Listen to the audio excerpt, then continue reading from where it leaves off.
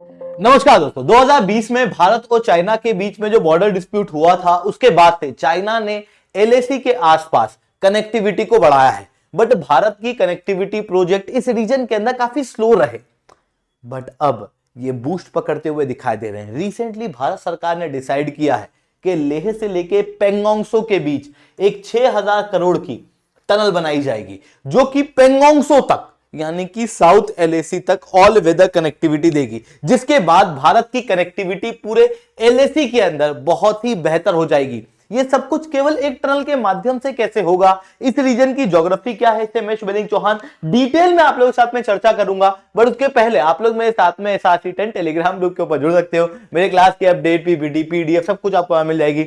UPSC CSC की तैयारी करना, इंडिया के टॉप एजुकेटर से ऑफलाइन क्लासेस के अंदर पढ़ना है तो आप लोगों के पास में अच्छा मौका है।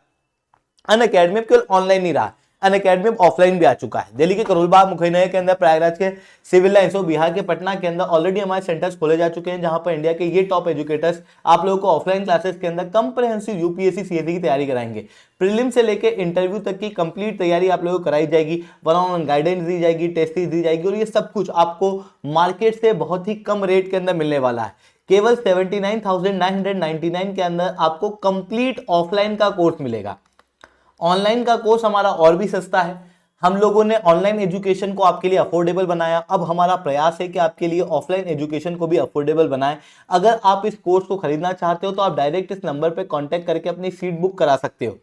और इसके अलावा नीचे डिस्क्रिप्शन के अंदर मैंने एक लिंक दी हुई है, उसके जरिए भी आप हमारे साथ में जुड़ सकते हो। यूपीएससी के अलावा बीपीएससी और यूपीपीएससी की अगर आपको तैयारी करना है तो यूपीपीएससी के लिए आप हमारे प्रयागराज वाले सेंटर में और बीपीएससी के लिए पटना वाले सेंटर के अंदर जुड़ सकते हो। बीपीएससी और यूपीएससी के बच्चों के लिए एक बेहतरीन सेशन पटना के अंदर ऊर्जा ऑडिटोरियम के अंदर 24 नवंबर को शाम 4 बजे होने वाला है। आप इसे ज्वाइन कर सकते हो। चलिए दोस्तों, समझने का प्रयास करते हैं यहाँ पे हुआ क्या।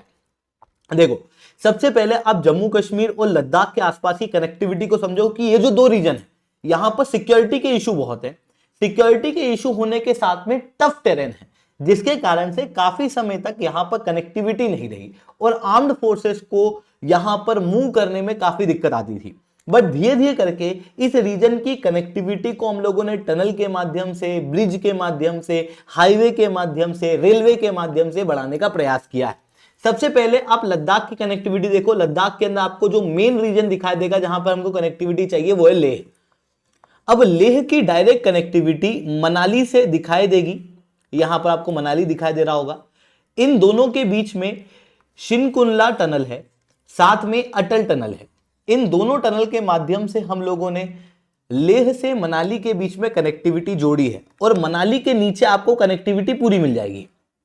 यानी कि लेह को हम लोगों ने मेनलैंड इंडिया से कनेक्ट कर दिया है इंफ्रास्ट्रक्चर प्रोजेक्ट के माध्यम से। इसके अलावा यहां पर देखना, जम्मू दिखाई देगा, यह है कटरा। रेलवे लाइन कटरा तक है। कटरा आपने कई बार सुना भी होगा, एक मालवा एक्सप्रेस चलती है जो कि दिल्ली से कटरा तक भी आती है, और यह कटरा तक आने वाली रेलवे लाइन कटरा तक की कनेक्टिविटी देती है। पर रेल के अंदर श्रीनगर तक की कनेक्टिविटी अभी नहीं थी। 2002 के अंदर यह प्रयास किया गया था कि बारामुल्ला उधमपुर रेलवे प्रोजेक्ट चलाया जाए, जिसके माध्यम से श्रीनगर के आगे बारामुल्ला तक रेलवे कनेक्टिविटी लाई जाए, जिसके जरिए बारामुल्ला से लेके दक्षिण भारत के अंदर कन्याकुमारी तक हमारी रेलवे कनेक्टिविटी हो पाएगी। इतना ही नहीं, श्रीनगर के अंदर कनेक्टिविटी के लिए यहां पर आपको बेहतरीन हाईवे वगैरह भी दिखाई देंगे। बेनिहाल पास के ऊपर हम लोगों ने टनल वगैरह भी बनाई हुई है, जिसकी वजह से आप क्लियरली देख सकते हो कि श्रीनगर तक हम लोगों को रोड और रेलवे की कनेक्टिविटी दिखाई देती है। यहां पर लेह तक कनेक्टिविटी 2025 तक तैयार हो जाएगी। अब भारत की आर्म्ड फोर्सेस अगर दक्षिण भारत में है तो कभी भी श्रीनगर आ सकती है, कभी भी लेह जा सकती है। बट श्रीनगर से लेह के बीच में क्या यहां पर कनेक्टिविटी है? क्योंकि भारत की मेजॉरिटी आर्म्ड फोर्सेस या तो यहां पर आतंकवाद से लड़ रही होती है या फिर यहां पर चाइना से। ऐसी कंडीशन में लेह से श्रीनगर के बीच में भी कनेक्टिविटी होना चाहिए। उसके लिए भी हम लोगों ने लेह श्रीनगर हाईवे बनाना शुरू किया था, जिसके अंदर दो इंपॉर्टेंट टनल है। रेड मोर टनल जो कि 6.5 किलोमीटर की है, जो कि श्रीनगर से सोनमार्ग की कनेक्टिविटी देती है। वहीं आपको जोजिला पास पे भी एक टनल देखने को मिलेगी जो कि 14.15 किलोमीटर की है। ये जो टनल है, ये जो दोनों टनल है, ये श्रीनगर और सोनमार्ग के बीच की कनेक्टिविटी को प्रोवाइड करती है। और इन दोनों टनल को अगर आप देखोगे तो ज़ेमोर टनल जो है ये ऑलरेडी कंप्लीट हो चुकी है, बस इसके इनॉग्रेशन की देर है। और जोजिला टनल आधी कंप्लीट हो चुकी है और ये बहुत जल्दी कंप्लीट होने वाली है, जिसके जरिए आप ये बात भी समझ सकते हो कि भारत के अंदर हम लोग जम्मू कश्मीर में श्रीनगर तक की कनेक्टिविटी ले आए हैं, लेह की कनेक्टिविटी ले आए हैं और इन दोनों की आपस में कनेक्टिविटी भी की जा रही है। बट भारत और चाइना का रिसेंटली डिस्प्यूट आपको याद होगा तो वो हुआ था लाइन ऑफ एक्चुअल कंट्रोल के आसपास। एलएसी की लेह से कनेक्टिविटी डायरेक्ट होना बहुत जरूरी है हमारे आर्म्ड फोर्सेस के फास्ट ट्रांसपोर्टेशन के लिए इस रीजन के अंदर, जिसके लिए इस रीजन में रोड वगैरह बना बहुत ज़्यादा आवश्यक है। अब आपको याद होगा दौलत बेग ओल्डी के लिए हम लोगों ने एक रोड बनाई हुई है इस रीजन में, जो कि लेह को और श्योक रीजन को दौलत बेग ओल्डी से जोड़ती है। यानी कि हम लोगों ने नॉर्थ एलएसी के अंदर रोड की कनेक्टिविटी रखी हुई है। बट दक्षिण एलएसी का क्या, जहां पर पेंगोंग सो लेक वगैरह आया हुआ है, यहां पर ऑल वेदर कनेक्टिविटी हमारी नहीं हो पाती।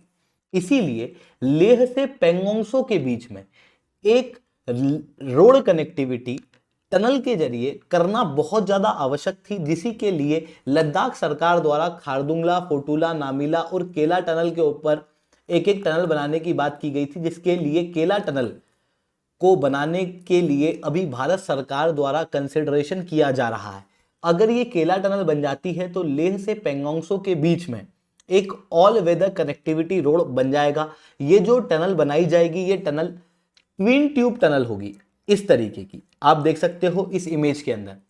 हालांकि इस टनल को बनाना काफी मुश्किल है क्योंकि केला टनल जो है वो काफी हाइट पे है और यहाँ पर ज्योग्राफी भी काफी ज्यादा डिफिकल्ट है। यहाँ पर अगर खर्चा करने जाएंगे लगभग 6000 करोड़ का खर्चा जो है वो आने वाला है। बट अगर आप इस मैप को ध्यान से देखोगे तो आपको लगेगा कि हाँ यार ये वर्थ है। इस मैप के अंदर आप देख पा रहे होगे, यहाँ पर आपको दिखाई दे रहा होगा पेंगोंग सो लेक, ये है पेंगोंग सो लेक। और इधर देखना आपको थोड़ी ही दूर पे, जब हम इधर की तरफ आते हैं तो आपको लेह दिखाई दे रहा होगा। अब आप लेह को देख पा रहे हो, लेह और इधर आप पेंगोंग सो को देख पा रहे हो, है ना। इन दोनों के बीच में ये है केला टनल। ये केला टनल बन जाएगी तो यहां पर अगर हम टनल बना लेंगे तो पेंगोंग सो और लेह के बीच में हम ऑल वेदर कनेक्टिविटी इस रीजन के अंदर बना पाएंगे। यही प्रयास रिसेंटली किया जा रहा है इस प्रोजेक्ट के माध्यम से। अब जो केला टनल है, केला के ऊपर अगर हम टनल बनाने जाएंगे तो ये बहुत हाइट पे है, लगभग 18,600 फीट की इसकी हाइट है। 2022 के अंदर लद्दाख एडमिनिस्ट्रेशन द्वारा यहाँ पर टनल को बनाने के लिए प्रस्ताव दिया गया था। अब इस प्रस्ताव को कंसिडर किया जा रहा है। इस प्रस्ताव के माध्यम से केवल आर्म्ड फोर्सेस को नहीं बल्कि टूरिज्म को भी इस रीजन में काफी बेनिफिट होगा। देखो आजकल लद्दाख ट्रिप जो है वो काफी पॉपुलर है, खास रूप से यंग जनरेशन के बीच में।